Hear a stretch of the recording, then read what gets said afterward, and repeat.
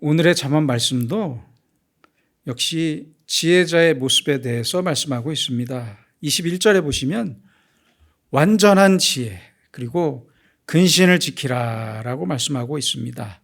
다시 말하면 우리는 지혜를 배우고 사랑하면서 지혜를 얻어야 하고요.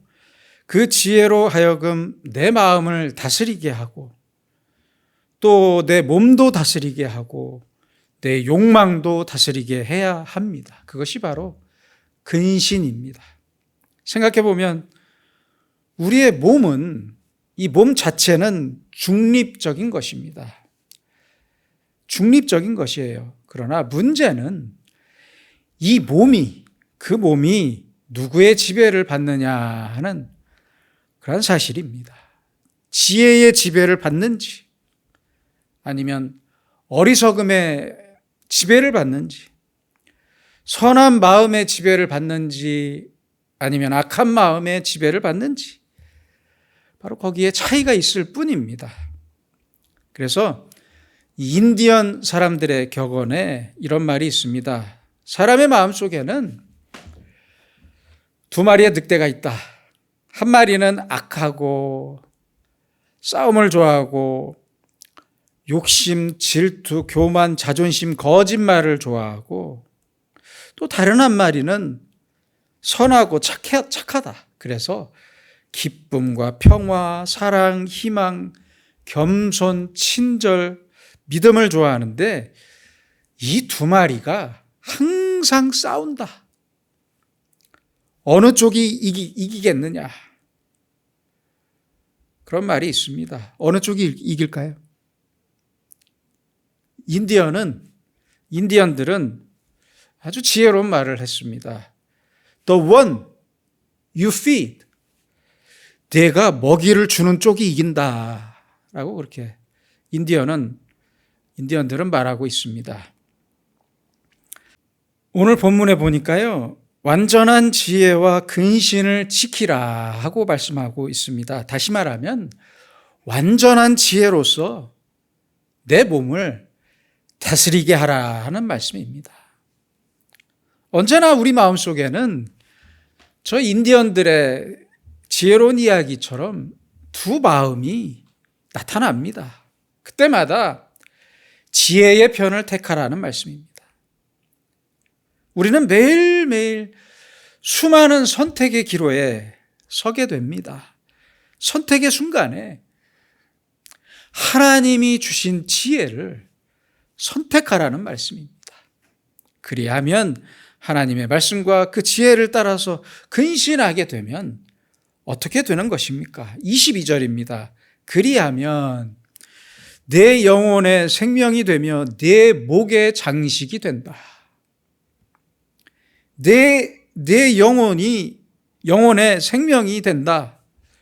이제야 비로소 내 영혼이 자유롭게 된다는 말씀이에요.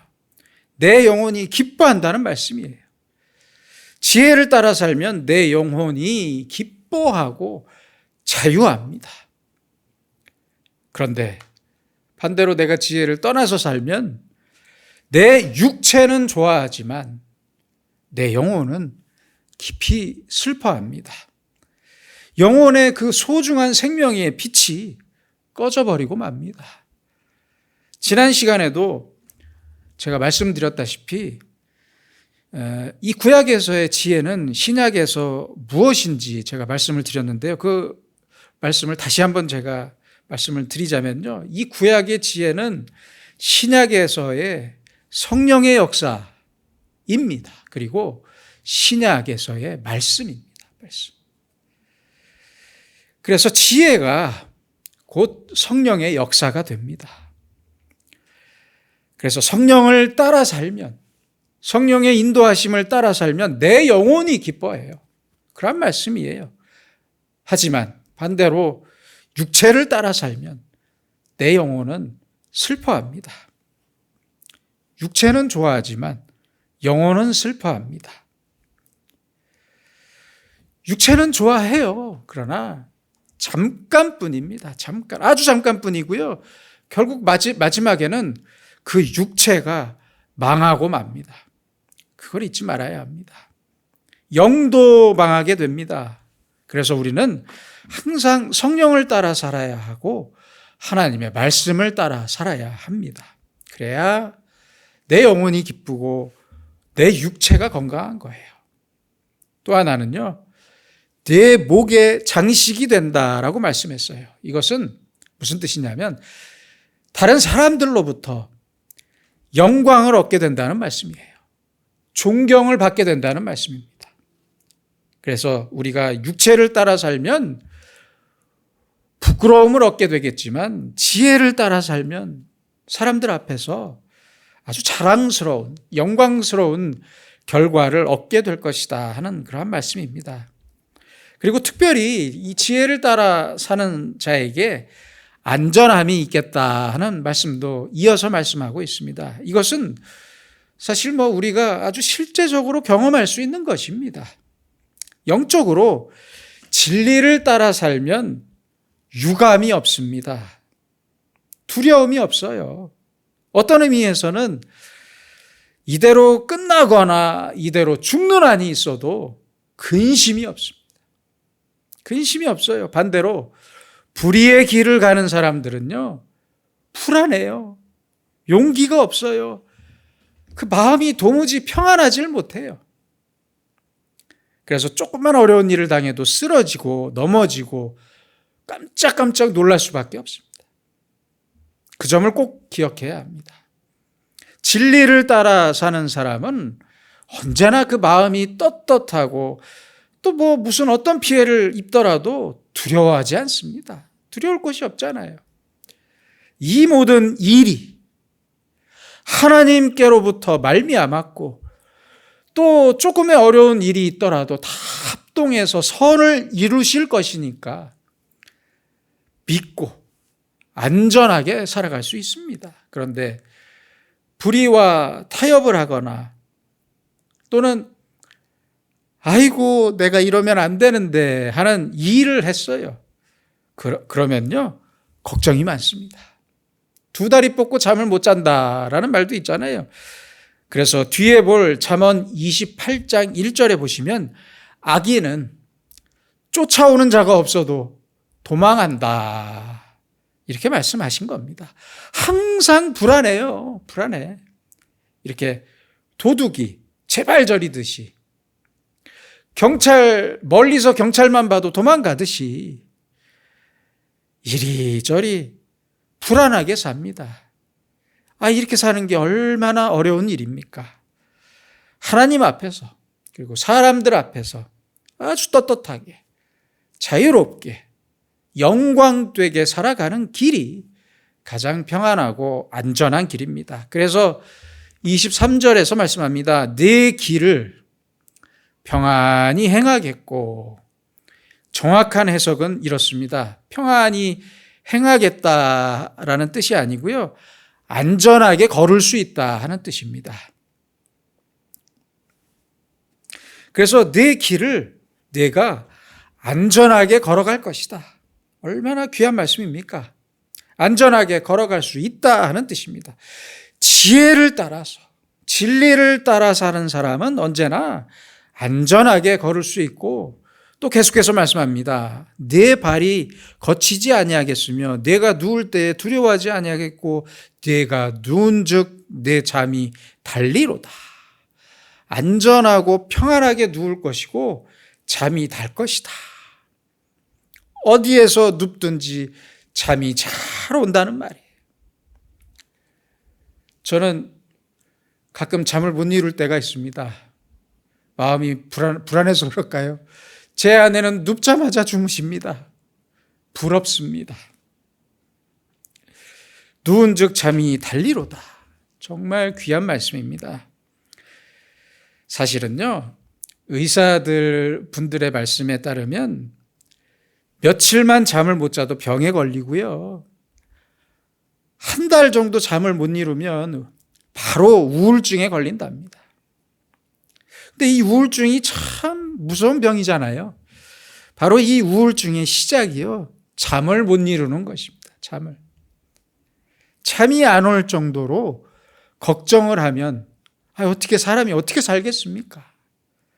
우울증 때문에 그 얼굴에서 웃음이 사라집니다. 남이 웃을 때, 남들이 웃을 때, 저 사람은 왜 저렇게 웃는 것일까? 몰라요. 그 이유가 마음에 전해지질 않아요. 이것은 아주 무서운 것입니다. 그래서요, 지혜를 떠나고 진리를 떠나서 살게 되면 사람이 무너지게 되는 것입니다. 또한 25절입니다. 갑작스러운 두려움도 악인에게 닥치는 멸망도 두려워하지 말라. 이 갑작스러운 두려움은요, 바로 패닉 상태를 말하는데요. 아주 정신을 못 차리는 상태입니다. 악인에게 닥치는 멸망이라고 해석된 것은 악인이 멸망할 정도로 갑작스럽게 아주 큰 폭풍이 휘몰아치는 것을 말하는데요. 이 폭풍을 보더라도, 이 무서운 폭풍을 보더라도 두려워하지 말라는 뜻입니다. 왜냐하면요, 26절에 보시면 여호와는 네가 의지할 이시니라. 네 발을 지켜 걸리지 않게 하시리라. 네가 의지하는, 내가 믿고 의지하는 하나님께서, 여호와께서 너를 지키실 것이다. 하나님께서 나를 지키십니다. 그 다음에 27절에 보니까 조금 더 적극적인 말씀이 나옵니다. 하나님의 말씀을 따라 살 때는 베풀며 살라는 말씀입니다. 베풀면서 살아라. 적극적인 그러한 말씀을 하시고 있습니다. 근데 이 베푸는 일에 대해서 아주 구체적으로 또한 말씀하고 있습니다. 마땅히 받을 자에게 베풀기를 아끼지 말라. 불쌍한 사람을 돕는 일은요, 아끼면 안 됩니다. 제가 결혼하고 나서요, 제가 결혼하고 나서 아내에게 배운 멋진 말이 있습니다. 아끼면 똥 된다. 아끼지 마라고 그래요, 저한테 항상. 여러분, 누구를 도울 때 아끼지 마세요. 아끼지 마세요. 제발 좀 아끼지 마세요. 이웃을 내 몸처럼 사랑하라고 그렇게 말씀하셨잖아요. 내 몸과 같이 사랑하라고 하셨잖아요. 이웃이 어려움을 당하면 내 마음에 그 아픔이 고스란히 전달되어야만 합니다. 그렇게 살아야 해요. 예전에 제가 뉴스를 보니까 그 LH 공사에서 지은 임대 아파트 중에 냉방시설이 없는 경비실이 전국적으로 159곳이라고 합니다. 159곳의 아파트 단지에 경비실이 냉방시설이 없대요. 하루 8시간 에어컨을 튼다고 가정할 때 한 대당 월 사용료가 한 대당 27,600원 정도의 비용이 발생한다고 하는데요. 입주 세대수에 따라서 조금씩 차이는 있겠지만 가구당 대충 평균을 내보니까요. 가구당 월 평균 55.4원. 반올림하면 55원입니다. 55원. 55원만 부담하면 된대요. 그러나 LH공사에서 무료로 에어컨을 달아주겠다고 했는데도 불구하고, 달아주겠다는데도 불구하고 주민들이 반대해서 에어컨을 못 달고 있답니다. 아이고 55원이 아깝대요. 55원이. 말이 되는 이야기입니까? 부산의 어느 아파트는요, 입주민의 60%가 넘게 다 찬성을 했대요. 그래서 에어컨을 설치하러 기사가 왔어요. 왔는데 몇 명의 주민이 끝까지 반대해서 결국 달지 못하고 돌아갔다고 합니다. 참, 제가 이 뉴스를 접하고 할 말이 없었습니다. 할 말이 없더라고요. 그 반대하는 심리를 들여다보면요, 나는 에어컨도 없이 더운 여름에 선풍기 하나로 버티는데 어디 경비 주제에 감히 경비 주제에 무슨 에어컨을 트냐 하는 그러한 이야기죠. 이것은요, 죄악입니다. 이건 보통 적은 죄악도 아니고요, 아주 큰 죄악입니다. 잊지 마시기 바랍니다. 베풀어야 합니다. 적극적으로 베풀며 살아야 합니다. 또 오늘 말씀해 보니까요, 아주 재밌는 표현이 나오는데요. 28절에 보니까 도와주긴 하겠는데, 내가 도와줄 수 있는데, 갔다가 내일 다시 와라. 이렇게 살지 말라는 말씀이에요. 지연하지 말라는 말이에요. 미루지 말라는 말이에요. 여러분 꼭 기억하세요. 지금 도와주지 못하면 내일은 아예 못 도와주게 됩니다. 지금 도와줘야 합니다. 선한 일은요, 즉각적으로 행해야 합니다. 내가 느껴지는 순간 즉시 행동으로 옮겨야지 한 번만 더 생각하면 영영 못하고 맙니다. 그게 선한 일의 특징이에요. 뭐 가난한 사람이 저 사람뿐인가? 아니 저 사람보다 더 어려운 사람이 있을 텐데 그 사람을 만나면 내가 도와주겠다. 백날 천날 뭐 이런 생각 해보세요. 못 도와준다니까요. 이렇게 얘기해봐야 못 도와줘요. 다른 생각을 하기 시작하면 못하고 맙니다. 내 마음에 성령이 감동해서 긍휼한 마음을 주실 때 그 자리에서 당장 도와줘야 합니다. 미루지 마세요. 야고보서 4장 13절로 17절에 보시면요, 오늘이나 내일이나 우리가 어떤 도시에 가서 거기서 1년을 머물며 장사하여 이익을 보리라 하는 자들아, 내일 일을 너희가 알지 못하는도다. 너희 생명이 무엇이냐? 너희는 잠깐 보이다가 없어지는 안개니라. 그러므로 사람이 선을 행할 줄 알고도 행하지 아니하면 죄니라. 분명히 말씀하고 있습니다. 우리는 아침 안개와 같은 존재라니까요. 그런데 어떻게 다음에 도와줄 수 있다는 이야기입니까? 못 도와줘요. 지금 도와야 합니다. 착각하지 마세요. 안 된다니까요.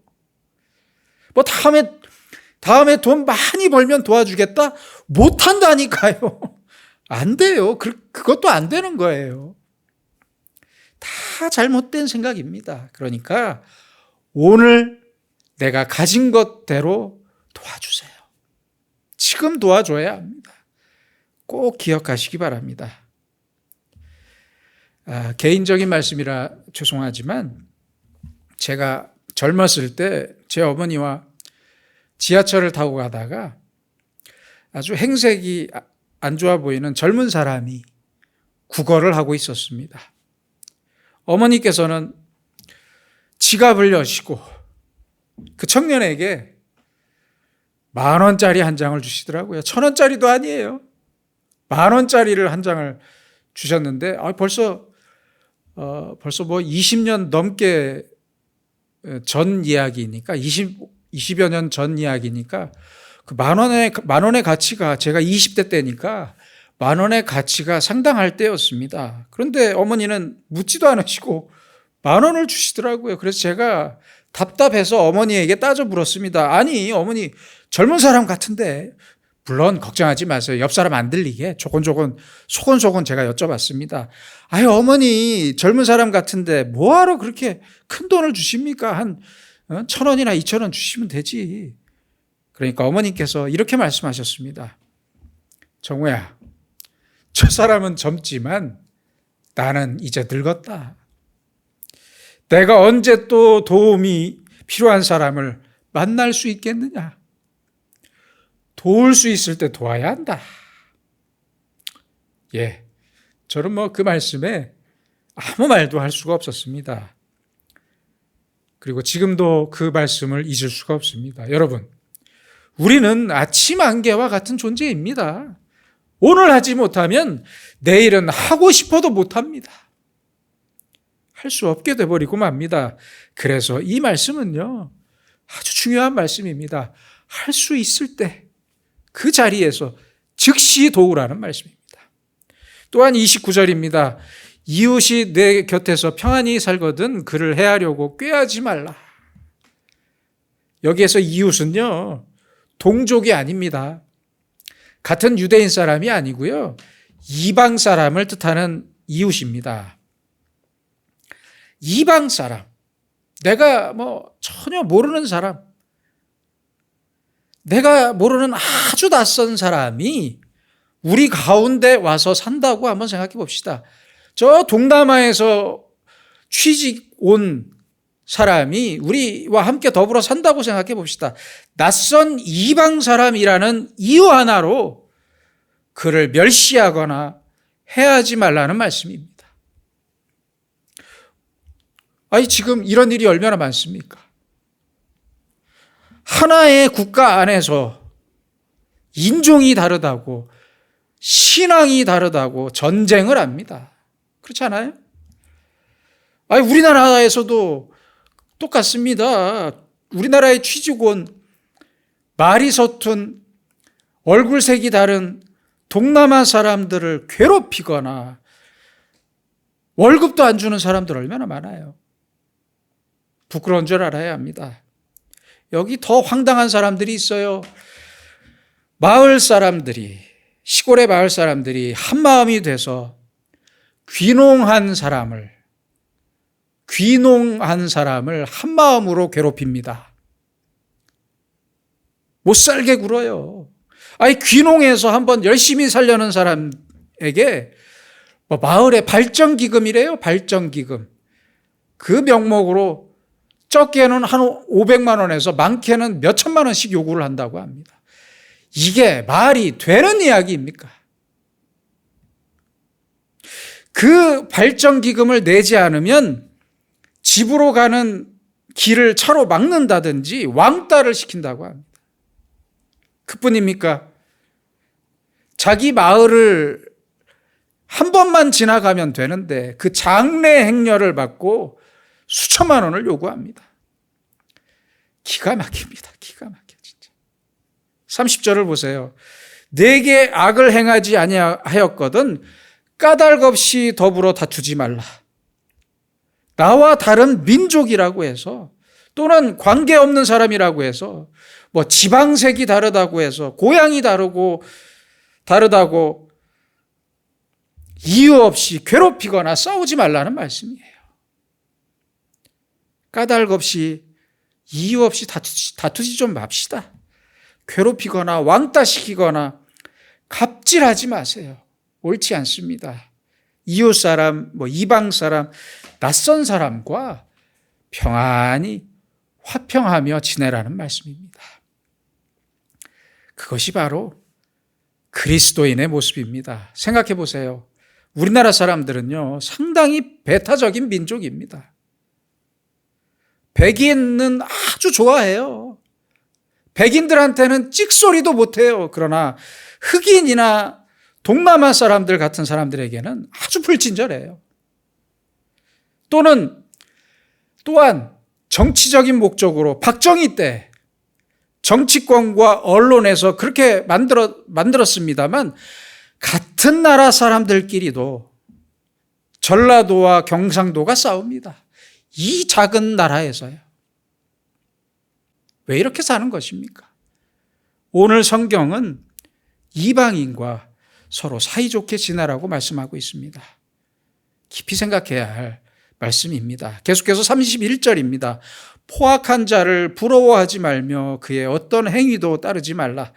악한 사람들이 뭘 화끈하게 하는 걸 보면 사람들은 아주 시원하게 느끼거나 멋지게 생각하기도 해요. 그런 포악한 자의 행위를 절대 본받지 말라는 말씀입니다.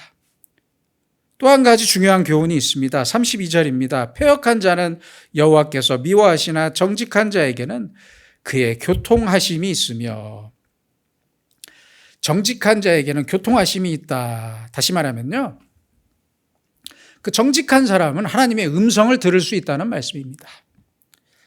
하나님께서 또한 그의 기도를 들으신다는 말씀입니다.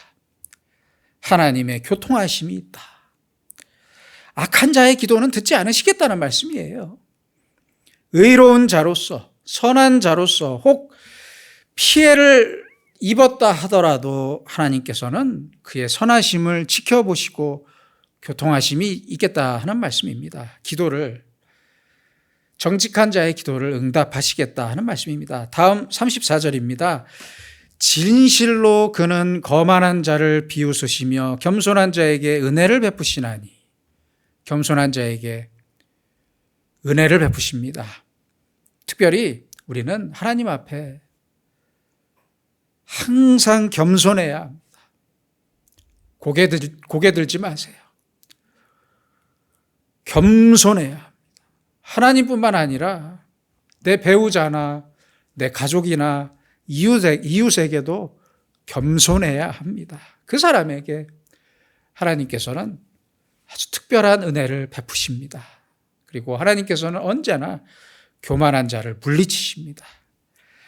마지막 35절입니다. 지혜로운 자는 영광을 기업으로 받거니와 미련한 자의 영달함은 수치가 되느니라. 하나님을 떠난 미련한 자가 지혜로운 척 해봐야 그것은 수치가 될 뿐입니다. 언제나 하나님의 지혜를 따라 살 때, 그리고 정직하게 살 때, 겸손하게 살 때, 선하게 살 때, 베풀며 살 때 하나님께서는 반드시 그의 편을 들어주십니다. 인간적인 방법이나 사악한 생각으로 아주 저 사람을 괴롭혀야겠다 하는 생각이나 저 사람을 이용해 먹어야겠다 하는 생각은 절대 옳지 못한 생각입니다. 버리세요. 이런 생각은 하나님께서 절대 기뻐하지 않으십니다. 그래서 하나님만 의지하고 살 때 평안할 것이고 아주 갑작스러운 큰 두려움, 깜짝 놀랄 큰 일이 없겠다고 말씀하십니다. 의인의 집에 복을 주시겠다고 말씀하십니다. 우리 영혼은 항상 주님과 함께 하면서 주님만 의지하면서 성령과 말씀의 인도하심을 따라 살 때 평안하게 살아갈 수 있습니다. 그것이 바로 오늘 솔로몬이 우리에게 들려주시는 지혜의 길입니다. 기도하겠습니다. 하나님 아버지, 우리는 내 지식과 경험을 가지고 내가 이룬 것을 앞세우며 사는 것을 좋아했습니다.